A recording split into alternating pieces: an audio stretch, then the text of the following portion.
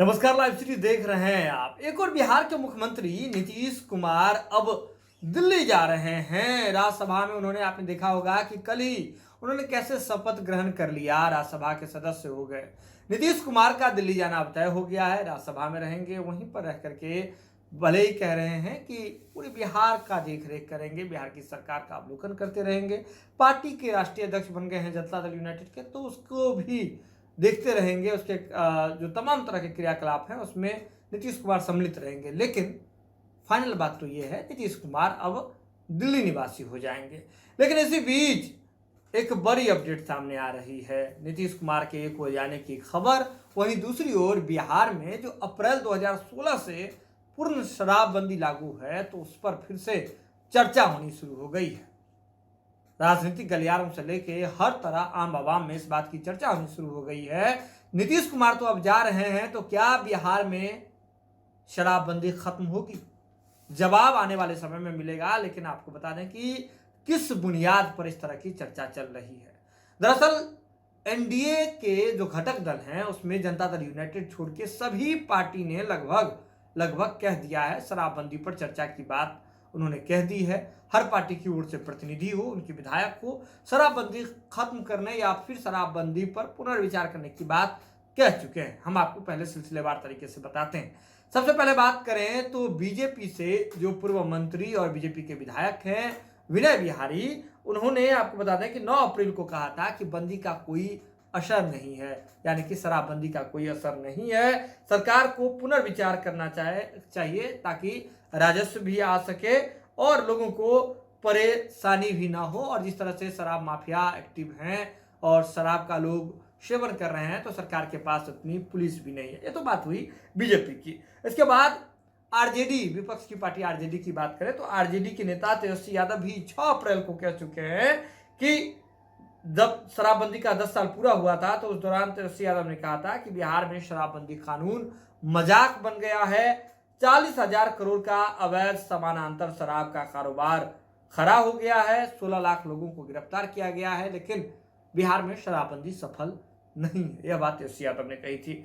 5 अप्रैल को बिहार सरकार के मंत्री और जदयू के नेता अशोक चौधरी ने साफ तौर पर कहा था कि नीतीश कुमार के सीएम पद से हटने के बाद शराबबंदी खत्म होगी या नहीं, इस पर अभी कुछ भी कहना मुश्किल है।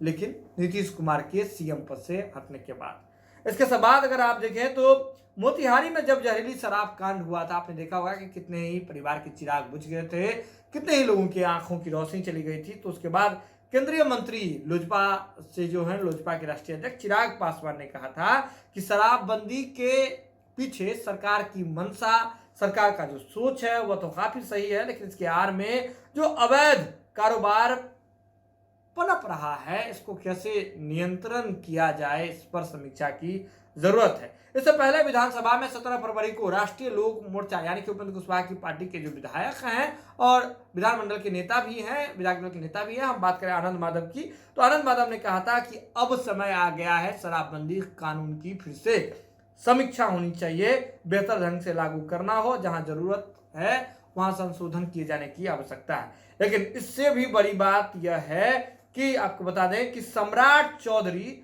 जो डिप्टी सीएम है, उन्होंने 7 मार्च को जब भारतीय उद्योग परिसंघ का जो बिहार चैप्टर है उसकी जब चर्चा हो रही थी, तो उस दौरान उन्होंने कह दिया था कि शराबबंदी से बिहार को हर साल करीब 28 से 30,000 करोड़ रुपए का नुकसान हो रहा है। लेकिन इसके बावजूद नीतीश कुमार का यह जीवन का सबसे ऐतिहासिक निर्णय है। अब समझ लीजिए, बीजेपी की ओर से सम्राट चौधरी की खूब चर्चा चल रही है। जब सीएम पद की बात हो रही है, तो उसमें भी सम्राट चौधरी का नाम सबसे अधिक चल रहा है, सबसे आगे चल रहा है।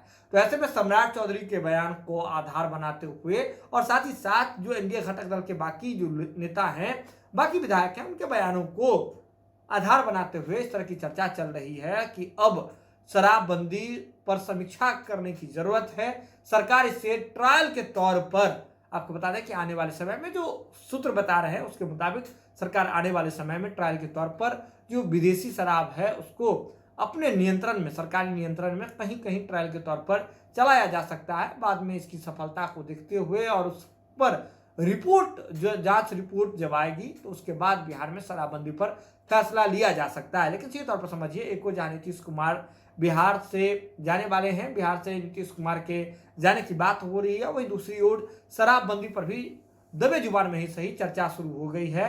क्योंकि देखिए, जब भी नेताओं ने दुहाई दी है तो नीतीश कुमार की नीति, नीतीश कुमार के फैसले की दुहाई दी है। और ऐसे में जब नीतीश कुमार नहीं रहेंगे तो एक बार फिर से शराबबंदी को लेकर के चर्चाएं हो रही है कि इस पर समीक्षा करने की जरूरत है।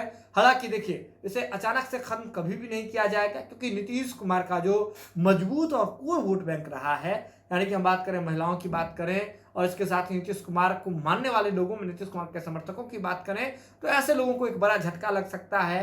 वोटर जो है नाराज हो सकते हैं, महिलाएं नाराज हो सकती है। तो ऐसे में इसे चरणबद्ध तरीके से लागू करने पर विचार किया जा सकता है। लेकिन अभी तक गवर्नमेंट की ओर से किसी भी तरह का ऑफिशियल डेटा नहीं आया है। लेकिन नीतीश कुमार जब बिहार से जा रहे हैं तो ऐसे में दबी जुबान से ही सही शराबबंदी कानून की समीक्षा की चर्चाएं चलने लगी है और नेताओं का बयान भी इसी तरफ इशारा कर रहा है। हालांकि क्या होगा ये आने वाले समय में पता चलेगा।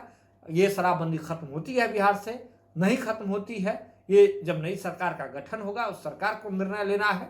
या फिर अगर किस शराबबंदी खत्म ही करना है तो कैसे चरणबद्ध तरीके से इसे खत्म किया जाएगा, ये तमाम चीजें नई सरकार के गठन के बाद स्पष्ट हो पाएगी।